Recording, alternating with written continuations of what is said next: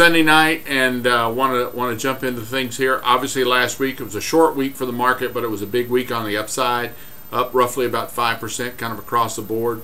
And you know, we as I told you last week, we thought we were due for an oversold bounce. That's exactly what we got last week. We made some changes. We didn't make a lot of changes though. One of the problems that I have right now is there's some rhythms in the market that we have reams and reams of data on here, and the last 3 weeks the market has not been in sync with those rhythms at all. If it gets out of sync for 1 week, that's typically not too concerning for me, but when you have week after week after week of those things being out of rhythm, it is kind of disconcerting. And again, we thought last week we would see an oversold bounce, but that was just based on kind of my view of the market. That was not based on the short-term model at all. The short-term model actually last week had us on a slight downhill look at the market. In other words, the market should have pulled back some last week, didn't pull back even for a day. So it's out of sync with some of those long-term, or they're not really, they're short-term patterns, but we've got long-term data on them. And the short-term model is saying that this next week the market should actually rise. I'm pretty skeptical about that, just kind of from the way I feel, but the short-term model says we need to pick this market up this week, and so we're probably going to do that sometime on Monday afternoon or possibly into Tuesday afternoon. We're not sure yet. We're looking for a couple of things in there, but it does appear that we would likely buy it on Monday or Tuesday. You know, this market rose hard last week. We're up against a lot of resistance points on the markets right now, particularly in some of the sectors and the indexes as well. On the indexes, the Dow and the S&P both are really pretty close to some resistance points. Dow in particular. S&P's a little further away from it, but not far. The NASDAQ 100 is a little further back from its resistance points, and the Russell's got the most room on it to the upside. But they've all pushed pretty hard this past week, and so we'd be cautious about, if you go into indexes, what you buy there. Again, the Dow's really uptight on some resistance points, and then the Russell's the furthest one away. But we will, like I said, on Monday or Tuesday, we will likely buy some indexes, and it will likely be the NASDAQ 100 and the Russell 2000 if we buy, if those confirmations hold for us. On the intermediate term, it's pretty iffy. We see a lot of those resistance points really kicking in hard there, and makes us a good bit nervous. The long-term index model, we're not even close to buying anything there. So that's a very different picture there on the long-term index model. On the sectors model, wow, we are again real tight on a lot of points of resistance there. Don't own any sectors right now. I know that some of them had a great week last week. If I was looking to buy sectors, the things I'm watching pretty close are real estate. Looking at metals, we're not real close to a buy on metals, but it's kind of pointing that general direction. Utilities, we would buy that again. And really looking at healthcare. For many weeks after the National Healthcare Plan was rolled out, healthcare really lagged the market as a general rule. But lately it's started to turn. It's actually outperforming the indexes, not by a big margin, but when you see that kind of turn, you take notice of that. So I'd watch healthcare in here as well. I will tell you this, that you know, I'm going to send you a second clip, about a minute and 30 seconds long. It's with Tim Geithner and Jim Loehr, and it was an interview that Loehr did with Geithner. And folks, I got to tell you, I think the guy is a political talking head. I think Geithner is. He has asked questions about the economy, and Loehr says, you know, it just doesn't look like this thing's turning around and moving in the right direction. And Geithner glazes over that and says, you know, this economy's healing. We've seen positive job growth in the private sector for the last 6 months. Well, you and I can count on our fingers and toes probably the number of private sector jobs that have really truly been created the last 6 months. I mean, it's appalling. I mean, the rest of the world is showing a lot of concern about the lack of job growth, and Geithner's acting like all is well.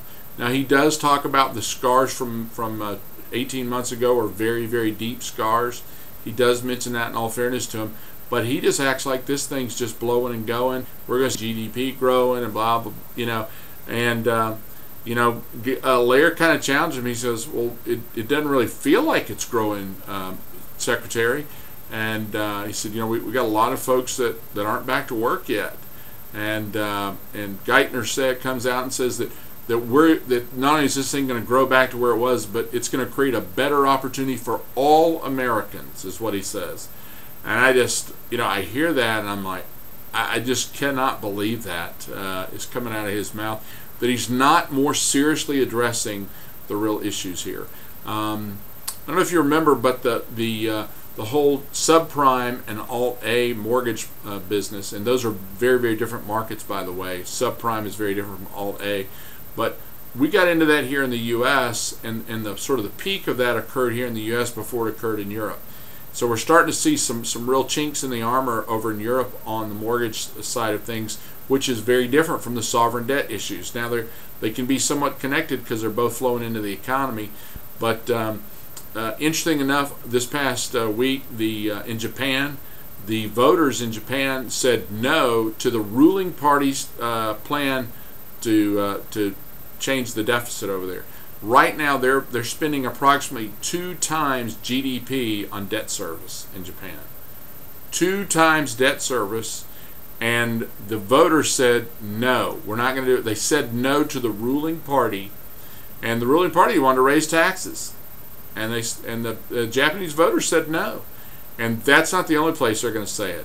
Actually, I was reading some stuff earlier today. Obama says the Democrats could lose the House. I don't know why that was put in print, because that's not a news flash. It's amazing the White House came out and said that, but I think that's somewhat of a given almost. I'd be willing to bet a nickel or two on that one, but. Anyway, it's happening in Europe as well, and European folks are saying they're going to try to walk the tightrope of cutting deficits and not cutting back on stimulus spending too much. Well, you folks, you can't pay off your debt, save money, and keep spending money all at the same time. It's just incredible that I was reading some stuff earlier today that there's a White House appointed budget commission. It's got Republicans and Democrats both on it, and the 2 leading people on this committee, I think it was Simpson and Bowles, maybe one's a Democrat, one's a Republican, and they came out and said that for 2011 we're going to have $47,000 of debt for every man, woman, and child in America. Not every working person in America, every man, woman, and child in America. If for 2011 it's going to be $47,000 worth of debt. Well, as a taxpayer, I don't get real warm and fuzzy about all that stuff, and nobody else does either. So there's some serious measures that are going to have to be taken here within the U.S. You and I need to make those choices. I would encourage folks to make those choices now, and to step in and begin to pull back. But moving back to where we are in the investments things, we did short the dollar, the U.S. dollar this week. It broke a very important point of resistance this week, so we shorted that. On the fixed income models, we have some high yields that are on a buy signal, just went on them. Some others that are not. I'd be very, very careful there. These things trend wonderfully, but they can whipsaw around in these transition points. So be very careful. And then on the tax-free side, we still hold the high yields. All of those are up for the month. Interest rates are interesting. We don't see the interest rate market peaking. We think there's some more downside to interest rates. We're not buying that yet, accelerating the hedge position, or actually going in and shorting and hedging the position out. But we do believe we got some more downside on the interest rate. Okay, take care. Have a great week, man. Play real safe and smart out there, and don't get real aggressive on buying stuff right now.